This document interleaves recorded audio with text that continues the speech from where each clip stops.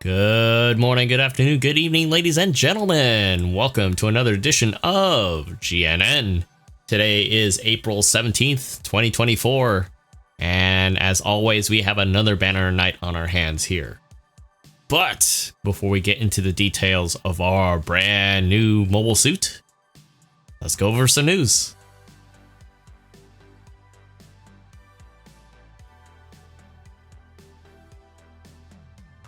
All right, ladies and gentlemen, before we get into the bulk of our news, we have a special announcement from the dev team regarding the Perfect Gundam, the Thunderbolt version, not to be confused with the Plamo Kirshuo, as I'm butchering it. You guys know what I mean. Anyways, according to the report by the producer and the developer newsletter released on March 25th, we'd like to announce more details about the adjustment of the Perfect Gundam Thunderbolt. Based on the recent data of the Thunderbolt Perfect Gundam, battle result is way above our expectations. Basically, the suit is sitting at above 50%. It's sitting at currently at 57.2 win percentage with a rival win of 59%. And I'm assuming an average damage dealt of 80k with 2.6 mobile suits loss while in usage. Compared to other mobile suits in the same cost range, even counting the basis, which may affect the data accuracies, such as new mobile suit implementation, this unit result is not changed from the last adjustment. So we decided to make another to it in the unit adjustments of late April.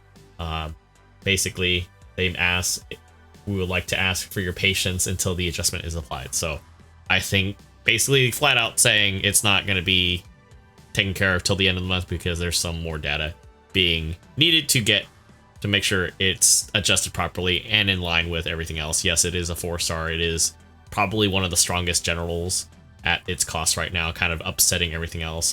We haven't had something like that in a while since at low to mid cost since the Gundam Mark II. Yes, I played a lot of that, but we'll see how they implement that. I'm pretty sure damage wise, I think that would probably be the easiest thing to do is adjust the damage output or the downswing modifiers a little bit. Hard to say exactly what else they'll change, but I feel like because it doesn't even have maneuver armor, that if a team is, keyword team is coordinated, you can stop them. But a whole bunch of them, it's a little tricky. But we'll see. All we can do is pretty much wait.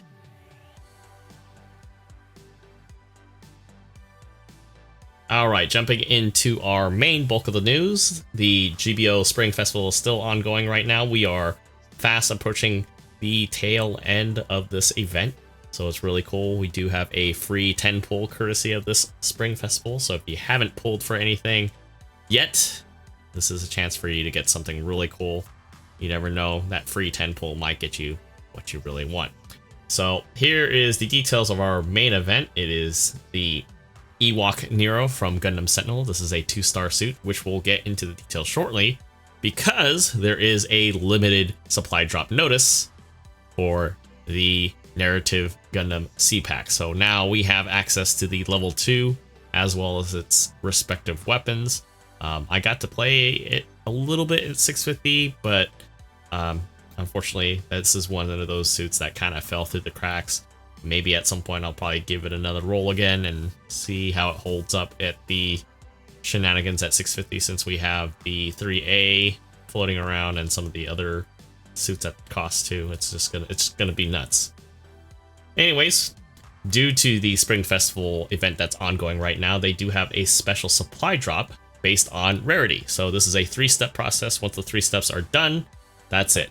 So first step is a collection of 2 stars, ranging from the Agjin, the Jurek, or as we call the Rajang of GBO2, Gazaji, and the Regzi Ideal. Sorry, I had to think about that for a second because I don't really run into that suit too much. So that's the 2-star bracket.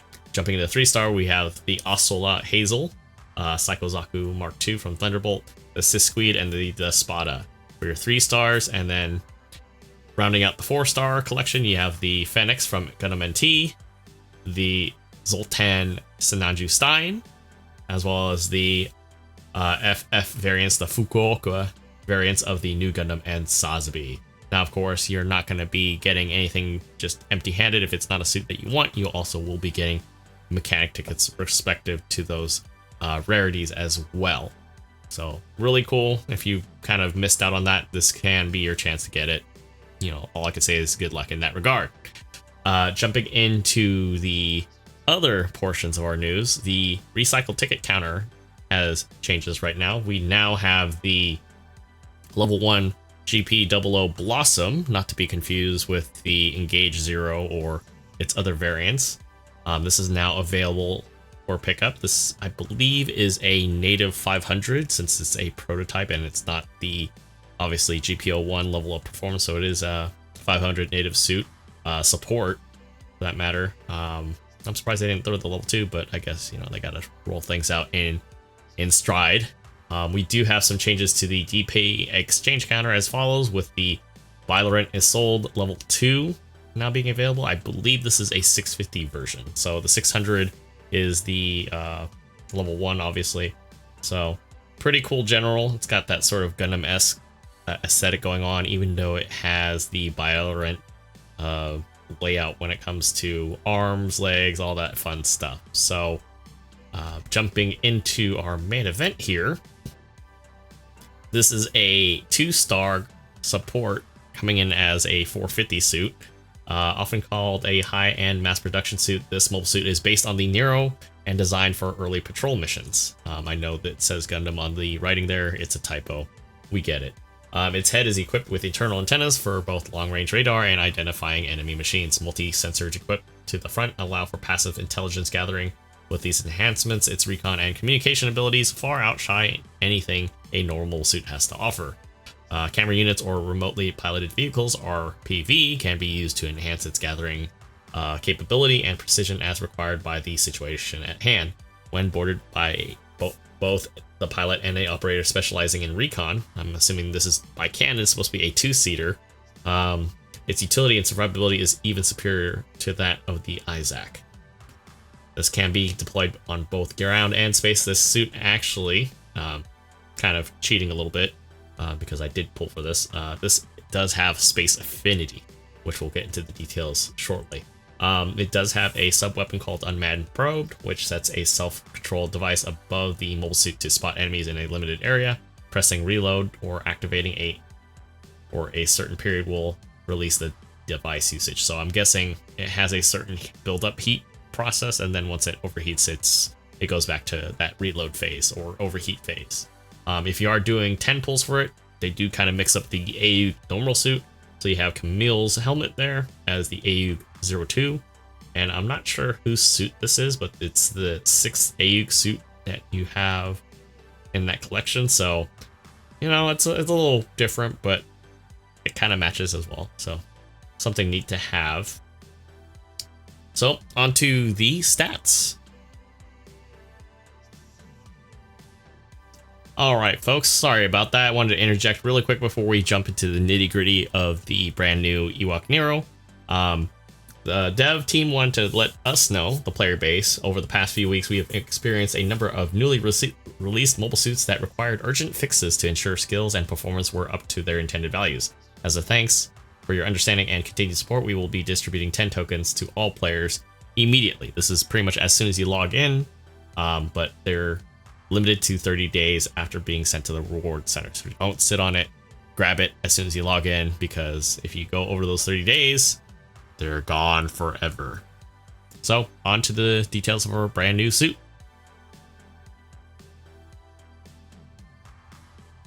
All right, ladies and gentlemen, here we are with the EWAC 0. As I mentioned, I said 0, Nero. As I mentioned before, it is a 450 cost support, usable on ground and space. Going over the numbers here, has a base HP of 18k, which is actually not too bad. I believe the stock Nero, if we scroll down just a little bit past my shenanigans here of multiple suits and everything, we're looking at about 1800, so pretty much the same as its general variant, which is actually pretty nice. I know sometimes in the past when a suit comes out that's related to another variant, the HP gets adjusted up or down and so forth. It's pretty crazy. Anyways, going into the resistances of the suit, has flat 18s for both beam and ballistic with a melee resistance of 12. This is pretty much a little more on par with most supports anyways. They have a little more range defenses and, you know, aren't really supposed to be up close with the enemy. That's not to say that it can't duke it out, because looking into the offensive power of things here, we're looking at 25s in the range power and 20s in melee strength. I wonder why that is, but we'll get into that shortly, because looking into the movement side of things, walking speed of 125, which is pretty decent for a support. It's actually pretty quick for the most part, comparing it to the likes of the Isaac there. We're pretty much on par with that, although you probably could fit in some movement parts in there if you like. I know some people might be enticed to do so. High speed movement is the same, and the boost, I believe, is the same as well. The only difference is because this is a newer suit, and I believe pretty much on the tail end of the Grips War, this does have a little bit better tuning, and it definitely does well in spaces. What? As well. I'm saying as well a lot. Going into the primary weapon, you do have the stock Nero beam rifle. I don't believe anything has changed. So base power 1200, 40% heat rate, effective range of 350 meters with a 1 second cooldown time between shots, 15-second overheat, and a 2.5 second charge time.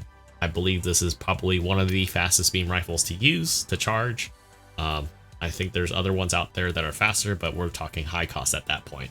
This is the only weapon it's able to use, so unfortunately no other side weapons.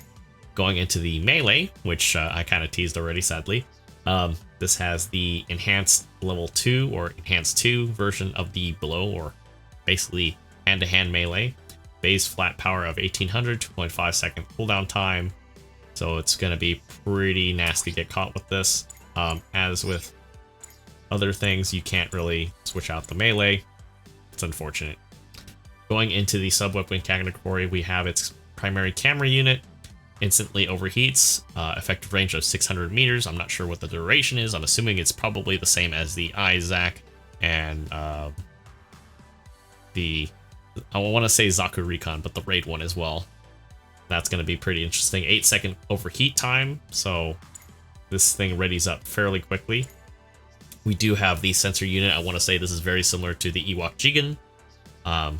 35 second overheat time, instant overheat, effective range of 450 because this pulsates. This nullifies enemy radar jamming at set intervals for your team, granting immunity for a set time after. It also nullifies fake beacon and stealth while it's active.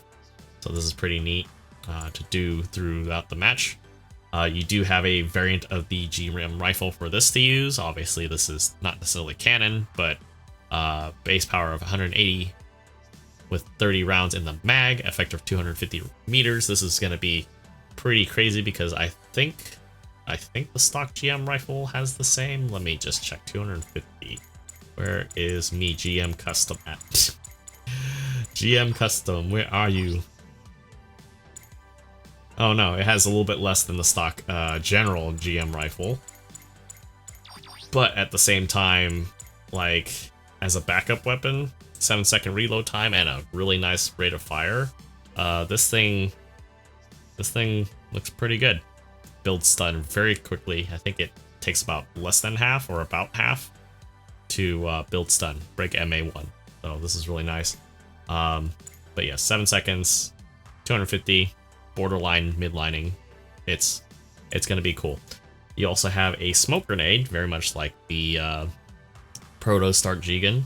30 second cooldown time, or basically reload time, effective 150 meters, one throw, so you better get good with those hell diving skills, which creates basically temporary stealth for allied units and anybody that walks through it, so it's pretty cool, at least teammate wise.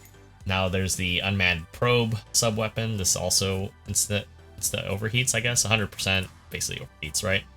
Effective 150 meters, 10 seconds overheat, and basically sets a unmanned device to spot enemies in a limited area. Pressing the reload button after these will remove the unmanned probe, or over a set of time, I'm assuming. So that's pretty neat. Helps keeps track of stealth units. So I'm kind of curious to see how people run with this thing, because Offensive-wise, it's not anything super crazy. I think if anything, it's going to be a little bit better version of an Isaac, a little more offensive capability. Sadly, no Saber, but the enhanced below level 2 against generals, I think this is going to be slapping some people pretty hard because of the fact that, yeah, it has range, but it can duke it out too because it has balancers. That's like literally the first thing that I noticed with the shopping list of skills. It has all these other things, but first thing my eyes see is it has balancers. So 450 effective radar, level 3 radar, personal radar for 250. So this thing will definitely deal with personnel fairly decently, although its anti-personnel options are not really good. It does have anti-jamming level 3 right off the bat, so it knocks it down to 100 meters effective range, so it knows when the raid is close by, especially on a map like, say, City Ruins or whatever. Has a scope as well. Most sports have the enhanced scope to level 2, which is 5 times. You know, the usual suspects here. It has the scouting parallel processing device. I'm guessing that's just for the camera. I would imagine it's used for that. Plus, that it's able to, you know, keep track on its radar too. So that's kind of, I think it's kind of weird when I see that, but I guess it makes sense because you have such an effective range with that camera, but then you also have, you know, an awareness of your radar as well. So that's pretty neat. Has frontline level 2, so the 10% shortened respawn time for your team. In-ball level 2, usual programs. This actually has flight control level 2, so that's pretty crazy. So I wonder what kind of either shooting or melee animations this thing's gonna have. It's gonna be pretty interesting, only because I'm probably gonna take forever to figure this out. As I mentioned, balancers and back level 2, so you know this is built for space with space affinity. It does have melee priority 1, so don't get too cheeky and too overzealous with the melee. Force injector 1 too, so I'm tempted to see if I should build some thrust for this or not. Probably not. I don't know, we'll see. It doesn't have maneuver armor. That'd be kind of funny though. Has back on buffers, which reduce damage to 30%, so pretty much the so I want to say the head unit for the most part. It also comes with marker, so that's pretty crazy. You can mark your support with artillery strike when you know he's just getting slapped around and he's just running in. I don't know. It's gonna be crazy. We'll see if people start running that around. And then you'll also have the precision analysis system, which was originally introduced with the Isaac. This one comes at level 3, so it grants 10% damage against spotted targets. So I don't recall if this also includes for your team, but it does share info and relays HP on spotted enemies. So that is pretty interesting to see for the most part. I still am trying to work out a setup for this, but looking at the custom part slots of 9, 12, and 11 respectively, there isn't a whole lot until you actually get into the enhancements, which this is a 2-star, so unless you've been saving up those 2-star tickets, it's going to be a process to really bring out what it can do. I think based on this so far, it has a lot going for it because, well, when you look at the likes of the Isaac, very similar stats, although basically I don't think you can actually fit that. Oops, that's melee, sorry. I was subconsciously thinking range parts. Don't ask me why. But yeah, 4 and 2. This one actually has step 4 for the Isaac, so we're off by a little bit. But at the same time, you know, the Isaac is a little more bigger, wider, has a shield as well, so it does come in with a little bit less HP.